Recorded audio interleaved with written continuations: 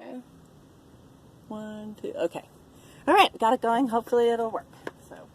Okay, so we're doing our introduction to vehicles. I can't believe it. Like when we did our exteriors, we just used food because we weren't on odor yet, and that's perfectly fine. And we could have done that with vehicles, but the dogs are on odor now. They've been on for several weeks, and so we're going to have odor paired, which is kind of tricky with vehicles. I always thought that's why I think I stopped pairing, some time ago because it seemed difficult. But we'll put some on the floorboard there, on the bumper, and because the dogs won't automatically engage with the vehicle, it doesn't mean anything to them. But so this is actually a good place in this. We're going to move the car out into the middle of the parking lot because we want it to be kind of a neutral, sterile environment, which it is, just on the concrete here, and a safe environment, so we don't have a lot of distractions today.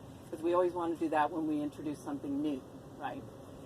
Like, remember, every time we did something new, we were like, boxes, we bring the boxes, because they have that context clue. Well, we're not going to have that with the vehicles, but we want it to not be a real distracting environment. So we're going to make the hides really simple. They're visible. I have the tins with the odor in it, with the little magnets, and they'll be paired, like I said. So the dogs, really, they're just going to walk up to the vehicle and eat. You're thinking, that's it? Yes, because, the vehicle doesn't mean anything to them yet, but they're going to get they'll get the association of the odor, and they'll get the self-reward, they get success. Then we'll do that a few times, then I'll move the odor around the vehicle. So the dog learns to move around the vehicle, okay? All kind of, to get them more engaged, after the first time they'll just walk right up to it because they'll see it and they'll smell the food and eat. But I'll act like I'm hiding something to get them engaged. They can watch and act like, so that it's a game. And they're like, oh, I want to get to it, and then step away, and that'll get their attention to the hide in the vehicle. Then they discover for themselves that the vehicle is interesting. It has food, it has the odor that they're recognizing. So the vehicles then are productive and rewarding.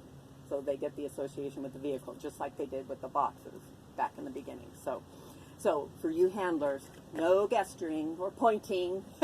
It's hard, but that's what we kind of want to do. But no, again, you guys have been really good like that all along, where you're letting the dog do the independent searching. Okay, so we're not teaching technique right now with our introduction to vehicles. It's just getting the dogs engaged with the vehicle. But eventually, there are techniques to vehicles. Of course, there are. So that's my whole introduction about vehicles.